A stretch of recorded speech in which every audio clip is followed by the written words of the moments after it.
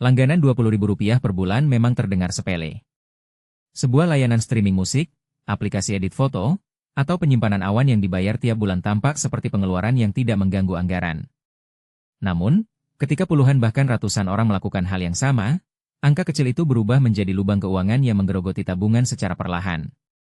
Pada video kali ini, kita akan menelusuri bagaimana langganan seharga Rp20.000 dapat menjadi penyebab utama kebocoran uang bulanan, mengungkap biaya tersembunyi yang biasanya tidak terlihat, serta memberikan panduan langkah demi langkah untuk menilai, menyesuaikan, bahkan menghilangkan beban langganan yang tidak perlu.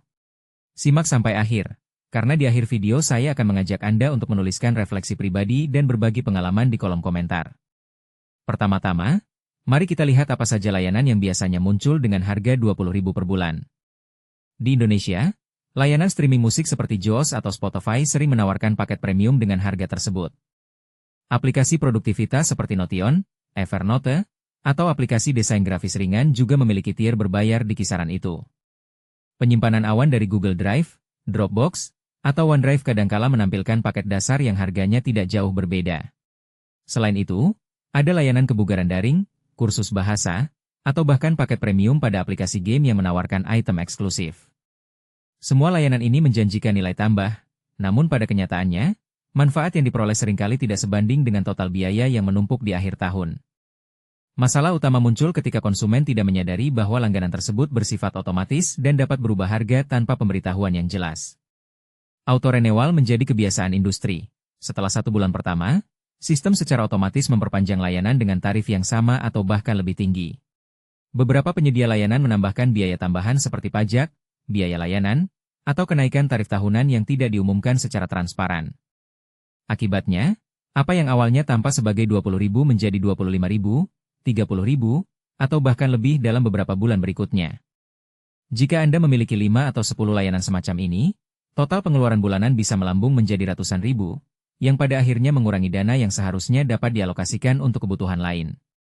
Jika kita bandingkan jumlah yang hilang dengan alternatif yang lebih produktif, gambaran menjadi lebih jelas. Misalnya, Rp200.000 yang terbuang pada langganan tidak terpakai dapat menutupi biaya makan malam di restoran menengah 2 kali dalam sebulan, atau menambah tabungan darurat sebesar Rp1 juta dalam 5 bulan. Uang yang seharusnya dapat diinvestasikan dalam reksadana, menambah saldo tabungan, atau bahkan digunakan untuk melunasi cicilan kecil, kini tersedot oleh layanan yang jarang atau bahkan tidak pernah dipakai. Dengan kata lain, setiap Rp20.000 yang tampak kecil pada akhirnya menjadi bagian dari kebocoran finansial yang menghambat pencapaian tujuan keuangan jangka menengah. Untuk menghentikan aliran uang yang tidak sadar ini, saya akan memperkenalkan kerangka kerja sederhana yang dapat Anda terapkan: audit langganan, evaluasi nilai, keputusan tindakan, implementasi perubahan, dan pemantauan berkelanjutan. Kerangka ini membantu Anda memetakan semua layanan berbayar, menilai sejauh mana layanan tersebut memberi manfaat, menentukan apakah masih layak dipertahankan, melakukan tindakan yang tepat, serta memastikan tidak ada lagi kebocoran yang terlewat. Langkah pertama, audit langganan, memerlukan Anda menuliskan semua layanan yang sedang aktif. Caranya tidak harus dengan tabel rumit, cukup ambil selembar kertas atau aplikasi catatan, lalu tuliskan nama layanan, tanggal berlangganan, biaya bulanan, serta frekuensi penggunaan. Jika Anda tidak ingat semua layanan, periksa riwayat transaksi pada rekening bank atau kartu kredit selama 6 bulan terakhir. Catatan ini akan menjadi peta yang jelas tentang seberapa banyak uang yang sedang dialokasikan untuk layanan berlangganan. Setelah daftar selesai, langkah kedua adalah evaluasi nilai. Tinjau masing-masing layanan dan tanyakan pada diri sendiri, seberapa sering saya benar-benar menggunakan layanan ini? Apakah manfaat yang saya dapatkan melebihi biaya yang dikeluarkan? Misalnya, jika Anda memiliki langganan aplikasi edit foto premium namun hanya menggunakannya sekali dalam sebulan, maka nilai yang didapat jelas tidak sebanding dengan biaya. Di sisi lain, layanan streaming musik yang diputar setiap hari selama jam kerja atau saat berolahraga mungkin masih layak dipertahankan. Penting untuk menilai tidak hanya frekuensi, tetapi juga alternatif gratis yang tersedia. Banyak layanan gratis yang menawarkan fungsi dasar yang cukup untuk kebanyakan pengguna, sehingga langganan premium menjadi tidak diperlukan. Langkah ketiga adalah keputusan tindakan. Berdasarkan evaluasi nilai, bagi layanan menjadi 3 kategori: tetap, ubah, atau batalkan. Layanan yang memberikan nilai tinggi dan penggunaan rutin masuk ke kategori tetap, namun tetap periksa apakah ada paket keluarga atau tahunan yang lebih ekonomis. Layanan dengan nilai menengah tetapi masih berguna dapat dipindahkan ke paket yang lebih murah atau disesuaikan dengan kebutuhan, misalnya menurunkan kualitas streaming atau beralih ke paket tahunan dengan diskon. Layanan yang hampir tidak pernah dipakai masuk ke kategori batalkan. Pada tahap ini, jangan ragu untuk menutup langganan secara manual. Banyak aplikasi yang menyembunyikan tombol pembatalan di dalam pengaturan akun, jadi luangkan waktu untuk mencarinya. Langkah keempat adalah implementasi perubahan. Untuk membatalkan, masuk ke portal resmi layanan, temukan bagian langganan atau pembayaran, lalu pilih opsi berhenti berlangganan. Pastikan Anda mendapatkan konfirmasi email atau notifikasi bahwa langganan telah dihentikan.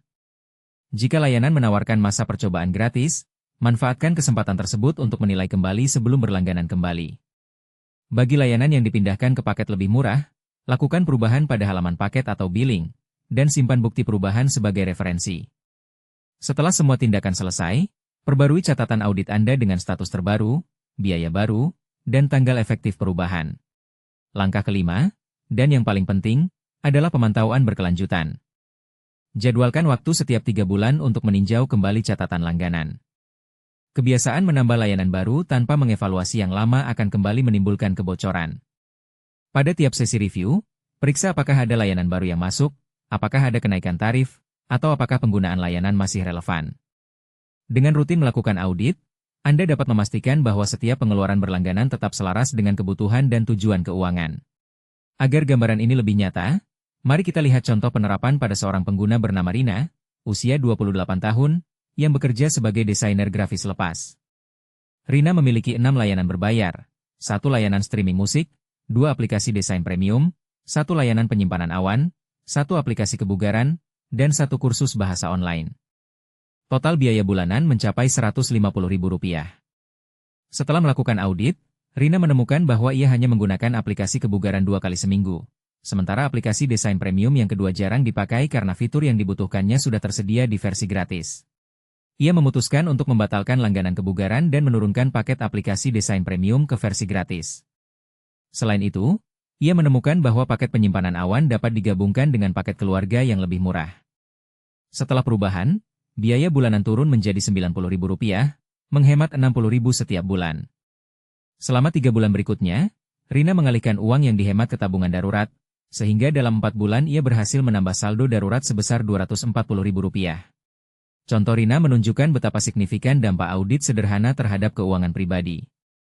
Namun, tidak semua langkah berjalan mulus. Ada risiko umum yang perlu diwaspadai. Salah satunya adalah menghapus langganan yang ternyata masih diperlukan dalam situasi darurat. Misalnya, layanan penyimpanan awan yang tampak tidak penting bisa menjadi penyelamat ketika file penting hilang di perangkat. Untuk menghindari hal ini, pastikan Anda menilai konsekuensi dari pembatalan, bukan sekadar biaya. Risiko lainnya adalah terjebak dalam periode free trial yang otomatis berubah menjadi langganan berbayar. Selalu tandai tanggal berakhir percobaan di kalender, dan batalkan sebelum periode berakhir jika tidak ingin melanjutkan. Terakhir, ada kemungkinan kenaikan tarif mendadak setelah Anda beralih ke paket lebih murah. Untuk mengantisipasi, simpan screenshot atau email konfirmasi tarif baru, dan periksa kebijakan kenaikan harga pada syarat layanan. Untuk mengukur apakah upaya audit dan penyesuaian ini berhasil, gunakan indikator sederhana, selisih total biaya langganan sebelum dan sesudah, serta alokasi uang yang dihemat ke tujuan keuangan lain.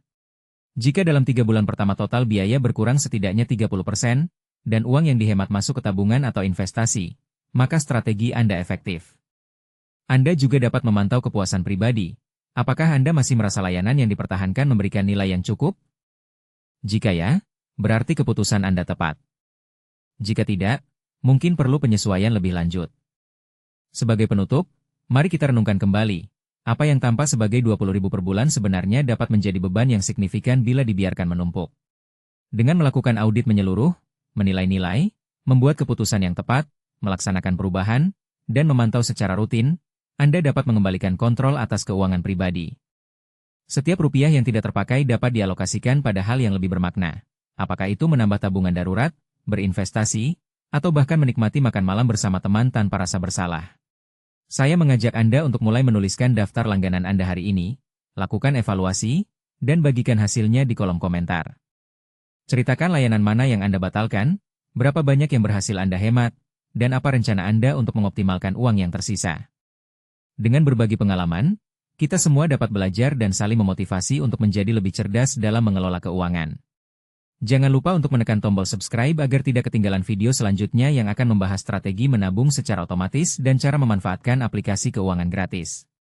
Sampai jumpa di video berikutnya, dan semoga keuangan Anda semakin kuat, satu keputusan kecil pada satu waktu. Intinya, jalankan langkah kecil ini secara konsisten supaya hasilnya benar-benar terasa dan perubahanmu tidak berhenti di tengah jalan. Kalau video ini ngebantu, subscribe sekarang, tekan like, tulis pendapatmu di kolom komentar, dan share ke temanmu biar makin banyak yang terbantu.